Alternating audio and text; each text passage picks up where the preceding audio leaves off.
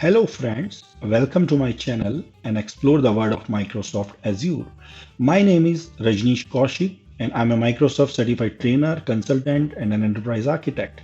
For more latest videos and blogs, you can always log into my website rajneeshkaushik.com and subscribe to my blog. Please do not forget to subscribe my channel and click the bell icon so you don't miss the latest videos. Do like, share and comment. In recent times, Databricks has created a lots of buzz in the industry. Databricks lays out a very strong foundation of data engineering, AI, ML, and streaming capabilities under one umbrella. Databricks Lakehouse is essential for a large enterprise who wants to simplify their data estate without vendor lock-in. In this vlog, we will learn what is Databricks Lakehouse and why it is important to learn this advanced platform if you really want to streamline your data engineering and AI workload. So let's get started. What is Databricks Lakehouse and why you should care? Here is agenda. First, we will understand what is data maturity curve, where the industry is moving towards. Then we will understand the challenges of handling data and AI use cases together and why these two use cases require two different set of platforms. Then we will learn these two platforms, how it is difficult to manage these two different kind of platform for two different workload types, and what are the disadvantages of keeping these two platforms, and then process these two different kind of workloads. Then we will learn about what can be the solutions and how the Databricks can bridge this gap. Then we will learn what are the advantages of Lakehouse platform, and in nowadays all the data warehouse supports the external tables. So what are the pitfalls of these external tables? So let's get started. For any large enterprise, their competitive advantages depends upon how mature they are in data and AI. The more mature they are, the more successful they become.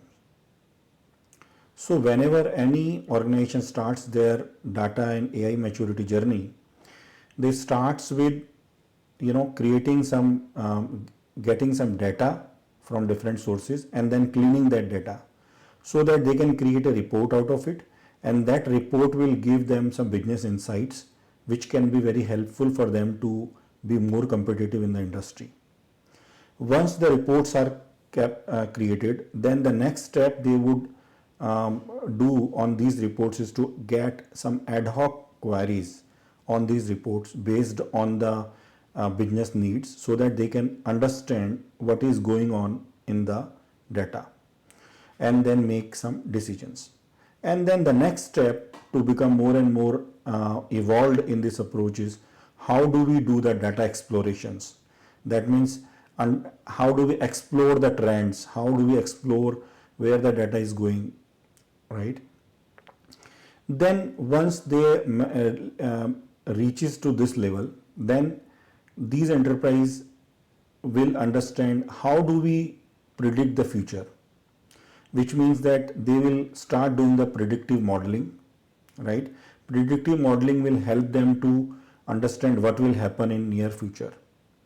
Then once they are good in that, then they can use this predictive modeling to take it to the next level to make their analytics to be more prescriptive, so that they can understand what are the events which is happening in the business and how would they respond to these events.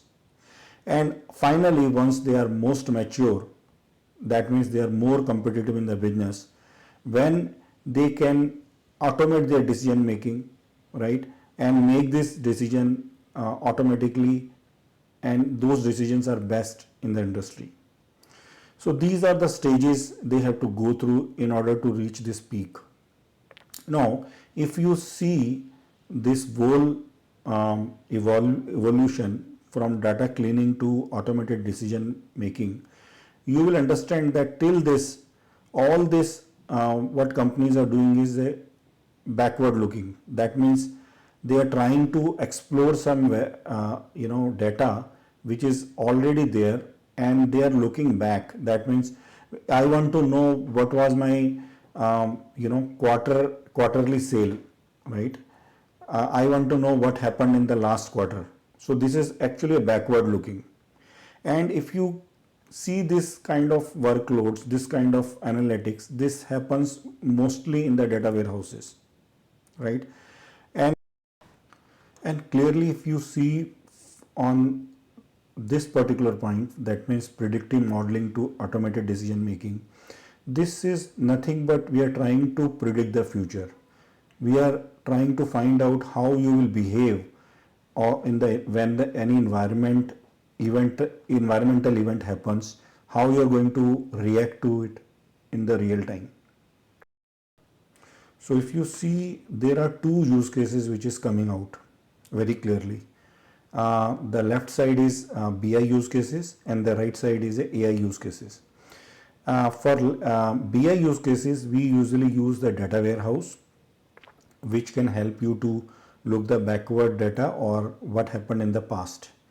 And the data lake can help you to predict the future, right? Because with the data lake you have lots of data, enough data for generating the predictions with the predictive modeling and prescriptive analytics. So these are the two different use cases. Now let's understand what are the challenges when we try to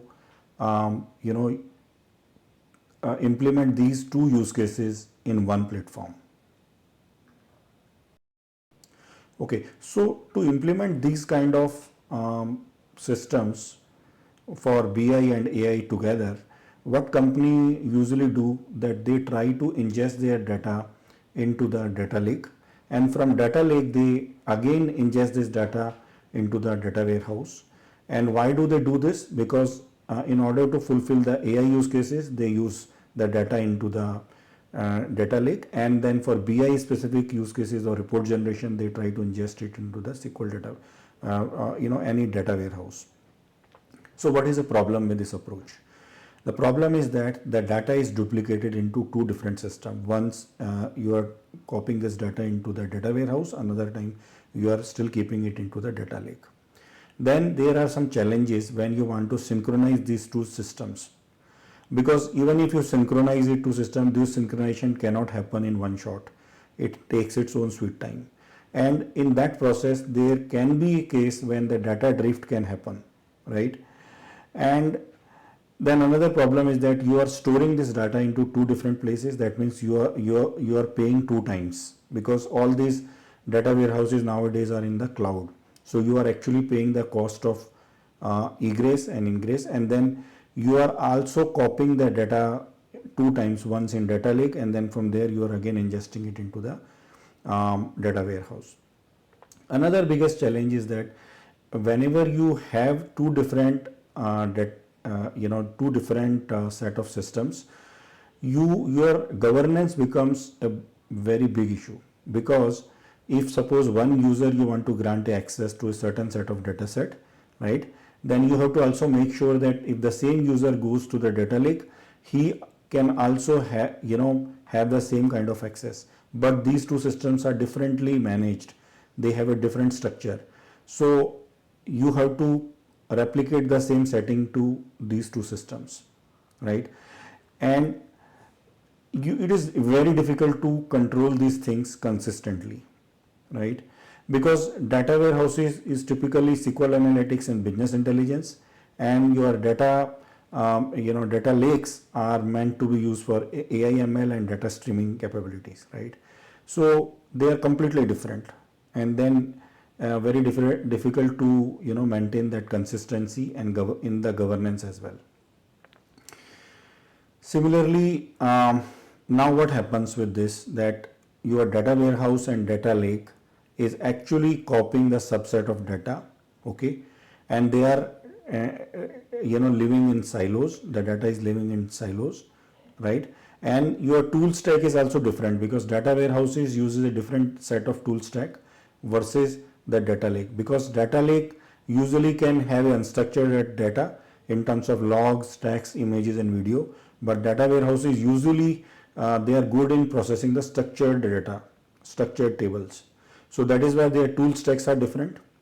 And the team who's working on data warehouse, they don't have any clue about the data lake, right? So there is no collaboration, right? So these are the major challenges of handling these two use cases together. So if we summarize this whole, we can easily understand that these two systems have incomplete support for use cases, right? Because they are different use cases, so there is no full support for these two use cases. If you want to get this data warehouse can be used for AI ML use cases, you cannot use it, right? So there are incomplete use cases for both the workloads. Then these are the incompatible security and governance model, right? So if you want to implement some security or governance here, then you have to mimic the same thing here, right? And if you forget to do that, then security breach can happen and governance issues can happen. And then another problem is that you have same duplicate data. You have to make sure that data is in sync, and there can be lots of reconciliation issues when the data is ingested from one system to another system, right? And if suppose some data quality issues comes, then you have to make sure that data is deleted and then again reloaded. That is again another set of cost.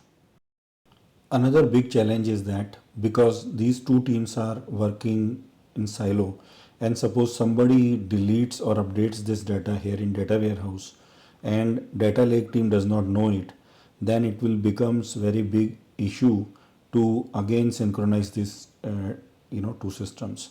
And usually for this kind of issues, what people usually do, they try delete everything from data warehouse for that particular data set and again re-ingest it. So what are the disadvantages of these two disparate incompatible data platforms? First of all, these are too complex and expensive, right? And they are lots of rework required. As I explained you that data reconciliation is very difficult. There are lots of time and resources which is wasted to bring the right data to the right people. So if suppose one set of user wants to see the data from data warehouse, right, and another set of user who is trying to access the data from data lake, he also wants to look at the data, right? But both are not in sync, so there is no guarantee that the data is same and it is sync and people are looking at the data at the same time. They are looking at the same data, right? So that is no guarantee for it. Similarly, it is impossible to achieve the full potential of data analytics and AI because they have a different model, right? And because of this, data is copying very slowly to one from data lake to data warehouse, and because of this, teams cannot compete with the ever-changing demand of the business. So that is really making them very slow, and that has a huge impact on their business. So now you understand that with all these issues, if your organization or enterprise wants to be more mature in their data and AI journey, then these are the three bottlenecks: the incomplete support for the data BI and AI use cases, incompatible security and governance, and the disjoint and duplicative data being used in silo, which can be more and more dangerous. Now what is the solution? Solution is that we need a solution which can help us to build SQL, BI and streaming use cases in one shot, right, without going into multiple platforms. We need a solution who can have one security and governance approach, okay, for all the data assets stored in that platform instead of using two different or three different set of tools. We also want to make sure that the tool which we are using is open source and it is more reliable, which can handle different set of data sets, like it can happen structured and unstructured both, right? Because that is a business reality. Everybody is using structured and unstructured together, right? So Databricks provides you that solution, and that is called the Lakehouse platform. Lakehouse provides a simple, um, open and multi-cloud environment. And simple, it means that it can unify all your data warehousing and AI workloads or use cases in one single platform under one umbrella. It is open because it is based on the Lakehouse open standard. So you are not, logged in into the one platform. Suppose you want to move out of, this platform to another one, you can easily move because it is based on the open source technology, right? So Spark works same way in any other platform, right? So you can easily port this same code. So your investment is actually secured. It works on multi-cloud. That means if you want to move from one cloud to another cloud, it gives you that flexibility, right? So these are the solution which is called Lakehouse, right? This is one platform which can accommodate all different data types, and you don't require a copying and transforming data into multiple systems.